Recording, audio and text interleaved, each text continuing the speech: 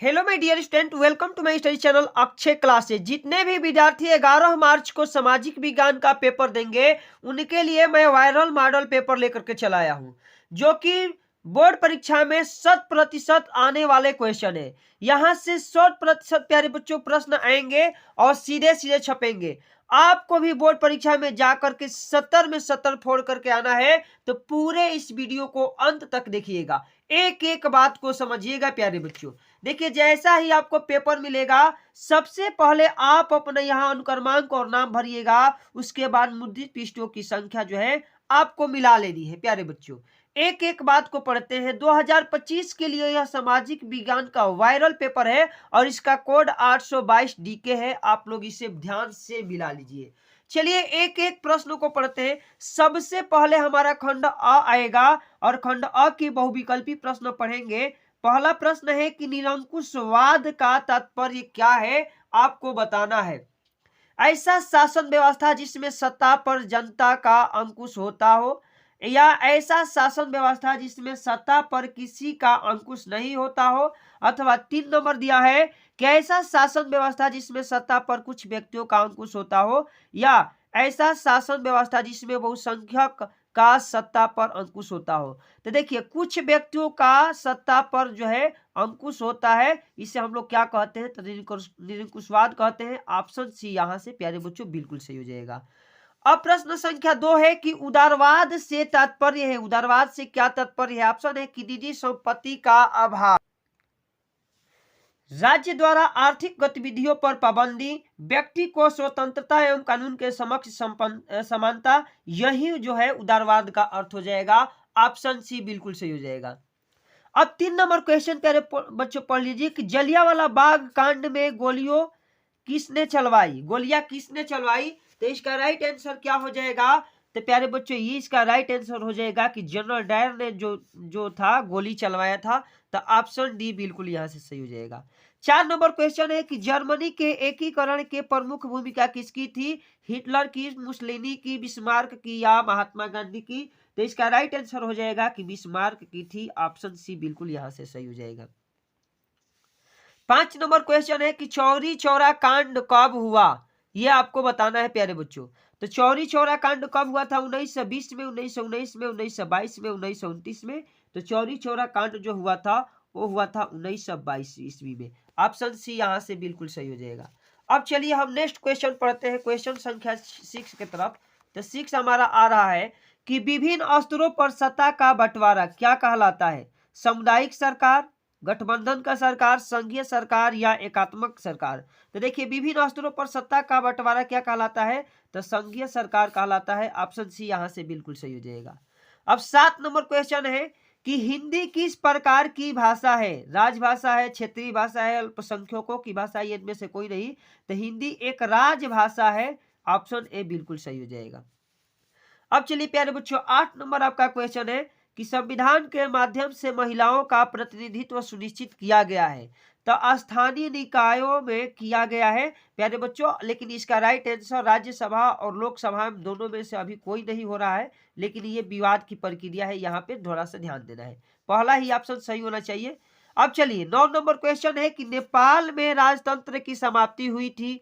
तो नेपाल में राजतंत्र की समाप्ति कब हुई थी? 1990, 2014 या 2008 में।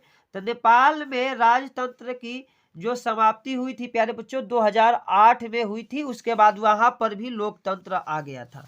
अब हम लोग 10 नंबर क्वेश्चन पढ़ते हैं कि भारत में केंद्र शासित प्रदेशों की संख्या कितनी है? 6 है, 7 है, 9, 8 है, अथवा 9 है।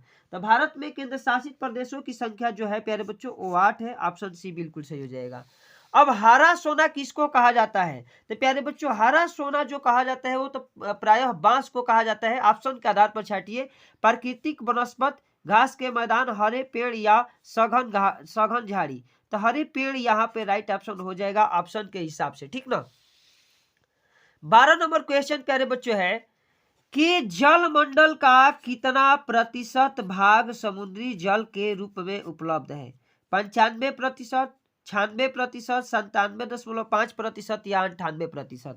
तो देखिए इसका राइट आंसर जो होगा वो तो होगा 97% होगा, लेकिन ऑप्शन के आधार पर यहाँ हम 97.5 पर ऑप्शन टिक कर देंगे। अब चलिए क्वेश्चन संख्या हम 13 को पढ़ते हैं।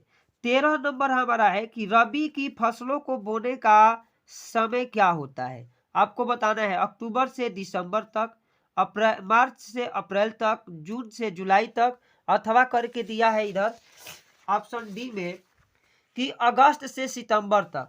तो इसका राइट आंसर जो होगा प्यारे बच्चों वो हो जाएगा 13 का आपका ए हो जाएगा। अक्टूबर से नवंबर होना चाहिए, दिसंबर भी होता है, तो ऑप्शन ए बिल्कुल सही हो जाएगा।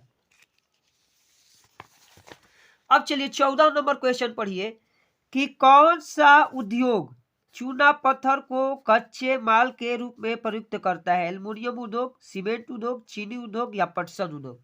तो इसका राइट आंसर क्या होगा प्यारे बच्चों, तो इसका राइट आंसर 14 का हो जाएगा कि सीमेंट उद्योग। सीमेंट उद्योग जो है ना चूना पत्थर को कच्चे माल के रूप में प्रयुक्त करता है। ठीक है, अब हम लोग 15 नंबर क्वेश्चन पढ़ते हैं। तो 15 नंबर हमारा क्वेश्चन है कि निम्नलिखित में से कौन सा आधारभूत उद्योग है। कागज उद्योग, चीनी उद्योग, लौह इस्पात उद्योग या एल्युमिनियम उद्योग। तो आधारभूत उद्योग कौन सा है, तो इसका राइट आंसर हो जाएगा कि लौह इस्पात उद्योग को आधारभूत उद्योग कहते हैं। ऑप्शन सी यहां से बिल्कुल सही हो जाएगा। अब 16 नंबर क्वेश्चन है कि सूचना का अधिकार अधिनियम कब पारित हुआ था। अक्टूबर 2005, मार्च 2005, जून 2006, ये जून होना चाहिए, उसके बाद जनवरी 2005। तो ठीक है, ये जो है प्यारे बच्चों जून 2005 होना चाहिए। तो इसका राइट आंसर जो है सी हो जाएगा, जून 2005। क्या हो जाएगा, जून 2005 होगा इसका राइट आंसर। ठीक है, चलिए हम प्यारे बच्चों आगे पढ़ते हैं। 17 नंबर क्वेश्चन कि भारत में आर्थिक उदारीकरण की शुरुआत कब हुई। देखिए भारत में आर्थिक उदारीकरण की शुरुआत कब हुई थी, 1991, 1989, 1995 या 1960। तो इसका राइट आंसर हो जाएगा 1991 में। अब 18 नंबर क्वेश्चन है कि विकास का महत्वपूर्ण घटक है आय, औसत, राष्ट्रीय आय या उच्च विकास। तो देखिए विकास का जो महत्वपूर्ण घटक माना जाता है वो आय को माना जाता है। ऑप्शन ए यहां से बिल्कुल सही हो जाएगा। 19 नंबर क्वेश्चन पढ़ लेते हैं कि जब एक देश में एक स्थान से दूसरे स्थान पर व्यापार किया जाता है तो उसे कहते हैं अंतर्राष्ट्रीय व्यापार, आंतरिक व्यापार, अंतर्राष्ट्रीय व्यापार, बाहरी व्यापार या स्थानीय व्यापार। तो इसका राइट आंसर हो जाएगा प्यारे बच्चों की अंतर्राष्ट्रीय व्यापार कहते हैं। ऑप्शन बी बिल्कुल सही हो जाएगा। 20 नंबर क्वेश्चन है कि शिशु मृत्यु अनुपात निकाला जाता है। शिशु मृत्यु अनुपात निकाला जाता है 1000 जीवित बच्चों पर, 1800 जीवित बच्चों पर, उसके बाद ऑप्शन है 500 जीवित बच्चों पर या 100 जीवित बच्चों पर। तो शिशु मृत्यु अनुपात जो निकाला जाता है प्यारे बच्चों 1000 जीवित बच्चों पर निकाला जाता है। ऑप्शन ए यहां से बिल्कुल सही हो जाएगा। अब हम लोग आगे बढ़ते हैं प्यारे बच्चों वर्णनात्मक प्रश्न की तरफ। ठीक है, खंड ब है। खंड ब कह रहा है कि वर्णनात्मक प्रश्न। अब कह रहा है सबसे पहला है कि लघु उत्तरी प्रश्न, उत्तर लगभग 80 शब्दों में देना है। पहला है कि यूरोप में राष्ट्रवाद का आशय स्पष्ट कीजिए। ये इसे आपको करना है। ठीक है, यूरोप में राष्ट्रवाद से क्या मतलब है, या राष्ट्रवाद का उदय कैसे हुआ था, राष्ट्रवाद को उदय किसने किया था। अथवा में करके दिया है कि असहयोग आंदोलन के कारण तथा उसके प्रभावों का उल्लेख कीजिए। यहां से दो पूरे 4 नंबर मिलेंगे प्यारे बच्चों। ये 4 नंबर वाला क्वेश्चन है। तो आपको लिख देना है महात्मा गांधी द्वारा चलाए गए असहयोग आंदोलन लिखना है, उसके क्या कारण थे और उसका क्या प्रभाव पड़ा था। तो इसको आपको लिखना है। अब 2 नंबर प्रश्न है कि गरीबों और बेरोजगारों की बढ़ती संख्या लोकतंत्र की सफलता में बाधक है, स्पष्ट कीजिए। तो इसे आप अपने भाषा में भी लिख सकते हैं कि गरीब और बेरोजगार लोग जब जिनकी जनसंख्या बढ़ेगी और लोग कुछ भी काम नहीं करेंगे तो आपका लोकतंत्र कैसे विकास करेगा भाई। जब यहाँ पर लोग आकर के केवल खाना खाएंगे, केवल यहाँ की वस्तुओं का उपयोग करेंगे और उत्पादन शून्य रहेगा तो लोकतंत्र कैसे आपका वृद्धि करेगा। इसलिए इसको बाधक माना गया। इसको आप लोग अपने भाषा में स्पष्ट कर लीजिएगा। अथवा में करके दिया है कि लोकतंत्र एक उत्तरदायी एवं वैध शासन व्यवस्था है, स्पष्ट करें। यहां से 2 और 2 पूरे पूरे 4 नंबर आपको मिलेंगे।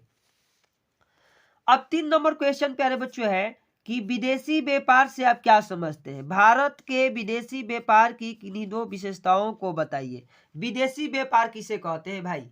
जब एक देश से दूसरे देश में व्यापार होता है तो इस प्रक्रिया को क्या कह सकते हैं आप? विदेशी व्यापार कह सकते हैं। अपने देश से ले जाकर के किसी अन्य देश में बेचना। उसके बाद कह रहे हैं कि भारत के विदेशी व्यापार के किन्हीं 2 विशेषताओं का वर्णन कीजिए। तो इसे आप लोग तैयार कर लीजिए, ठीक ना। उसके बाद अथवा में करके दिया है कि यदि किसानों को सिंचाई और विपणन सुविधाएं उपलब्ध कराई जाती है तो रोजगार और आय में वृद्धि कैसी होगी?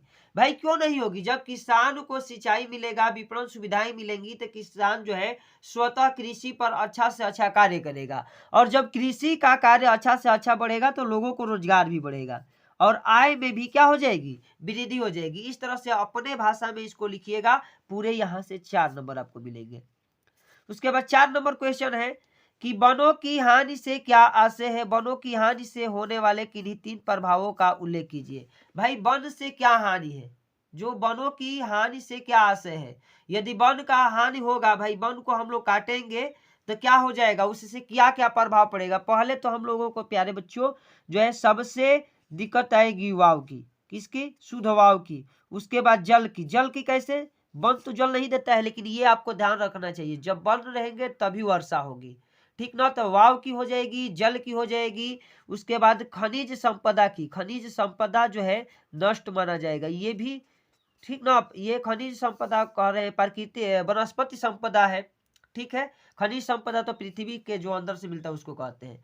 तो इस तरह से आपको अथवा में करके भी दिया है कि भूमि संसाधन से क्या तात्पर्य है? भूमि संसाधन के किन्हीं 3 महत्व बताइए। भाई अब बताना है कि भूमि से आपको क्या क्या फायदा है, उसका 3 महत्व आपको लिखना है। अगर जो आप लिख पाएंगे तो पूरे पूरे प्यारे बच्चे 4 के 4 नंबर आपको मिल जाएगा। चलिए अब दीर्घोत्तरीय प्रश्न पढ़ लीजिए। वर्णनात्मक प्रश्न है, उत्तर लगभग 150 शब्दों में देना है। 5 नंबर प्रश्न है कि प्रथम विश्व युद्ध के पश्चात होने वाली आर्थिक महामंदी के कारणों की समीक्षा कीजिए। प्रथम विश्व युद्ध हुआ था तो उसका आर्थिक महामंदी पर क्या प्रभाव पड़ा था, इसे आपको क्या करना है प्यारे बच्चों? लिख करके आना है, ठीक ना। तो इसे जो है लिखना है। और देखिए इसका हम लोग बहुत सारा जो है प्रथम विश्व युद्ध के कारण जो महामंदी हुआ था उसका हम लोग लिख करके रखे हैं। तो इसका जल्द ही जो है पूरा फुल सॉल्यूशन वाली वीडियो आपको हम प्रोवाइड करा रहे हैं, ठीक ना। चलिए तब तक एक एक क्वेश्चन को हम लोग देख लेते हैं कि क्वेश्चन कैसे पूछा गया है। देखिए अथवा करके है कि ब्रेटन वुड्स समझौता के कारण का उद्देश्य का उल्लेख करें। ब्रेटन वुड्स दीवान किसे कहते हैं? दिवस किसे कहते हैं? उत्तर समझाइए। अथवा करके दिया है 6 नंबर में कि संघवाद क्या है? भारत की संघात्मक शासन व्यवस्था की प्रमुख विशेषताओं का वर्णन करना है। और 2 और 4 यहाँ से पूरे पूरे आपको 6 नंबर मिलेंगे। तो इस तरह से जो है लिख करके आने वाला प्रश्न थे। अब हम लोग देखिए मानचित्र से प्रश्न पूछे जाएंगे हर साल। अब देखिए 2 प्रश्न पूछे जाएंगे, पहले 5 और फिर 5, और सभी के लिए एक एक नंबर मिलके आपको 10 नंबर यहाँ से तैयार करना है। और बार बार जो रिपीटेड क्वेश्चन है वही मैं इस वायरल मॉडल पेपर में लेकर के आया हूँ। कह रहा है कि वह नगर जहां जलियांवाला बाग हत्याकांड हुआ था, इसे आपको लिख देना था। जलियांवाला बाग हत्याकांड कहाँ हुआ था प्यारे बच्चों? तो ये अमृतसर पंजाब में हुआ था। यहाँ आप लिखेंगे तो आधा नंबर और आधा नंबर दर्शा देंगे तो हो जाएगा। जैसे कि अब दर्शाने वाला मानचित्र कार्य ऐसे होगा, ठीक ना। इसको हम विधिवत अभी अभी कराएंगे। चलिए वह स्थान जहां गांधी जी ने सर्वप्रथम नमक बनाया था, तो कहाँ बनाया था भाई? साबरमती दांडी में। ये वह स्थान जहां नील की खेती के लिए किसान आंदोलन किया गया था, इसके लिए भी आधा नंबर और आधा नंबर मिलेगा। वह स्थान जहां सूती श्रमिक मिलों ने सत्याग्रह किया था, यहाँ से आपको आधा आधा नंबर करके 1 नंबर मिलेगा। आधा नंबर जो है ना, देखिए ऐसे दर्शाने के लिए मिलेगा, और आधा नंबर जो है प्यारे बच्चों वो यदि आप बता देंगे तब मिल जाएगा। कह रहा है कि वह स्थान जहां दिसंबर 1920 में भारतीय राष्ट्रीय कांग्रेस का अधिवेशन हुआ था, यहाँ से आधा आधा करके पूरे 1 मार्क मिलेगा, ठीक है। ये छोड़ देना है। जैसे दृष्टिबाधित परीक्षार्थियों के लिए मानचित्र कार्य विकल्प के रूप में दिया है कि वो लोग आंसर बताएंगे, उसको मानचित्र को जो है नहीं भरेंगे। उसके बाद ये है, अब मानचित्र कार्य भूगोल से है, वो सामाजिक विज्ञान से था, सामाजिक विज्ञान में इतिहास वाला सेक्शन से था, अब ये भूगोल से है। पश्चिम बंगाल का एक उद्यान दर्शाना है इस चीन के द्वारा। पश्चिम बंगाल में किसी एक उद्यान का नाम बताना है। उसके बाद मान लीजिए काजीरंगा उद्यान हो गया, अब इसको इस चीज से दर्शाइएगा तो पूरे आपको आधा आधा नंबर, 1 नंबर मिलेगा। नर्मदा नदी पर बना हुआ बांध को इस चीज से दर्शाना है, यहाँ से भी आपको नंबर मिलेगा। महानदी का चिन्ह इस चिन्ह के द्वारा दर्शाना है, आपको पूरे मिल जाएगा। झारखंड का एक कोयला क्षेत्र जो है गोला चिन्ह द्वारा दर्शाना है, ठीक ना। झारखंड का जैसे झारिया हो गया, झारिया कहाँ है तो झारखंड में। किस लिए प्रसिद्ध है भाई, तो कोयले के लिए प्रसिद्ध है। अब भी नंबर है कि भारत के पूर्वी तट पर स्थित एक पट्टन बंदरगाह का चिन्ह द्वारा दर्शाना है ऐसे, ठीक ना। तो इस तरह से प्यारे बच्चों पूरे के पूरे आप लोग सामाजिक विज्ञान का जो पेपर है इसको हल करके आना है, ठीक ना। अगर यह वीडियो आप सभी को अच्छी लगी है, हेल्पफुल लगी है, तो वीडियो को प्यारा से प्यारा लाइक कीजिए, अधिक से अधिक अपने दोस्तों में शेयर कीजिए।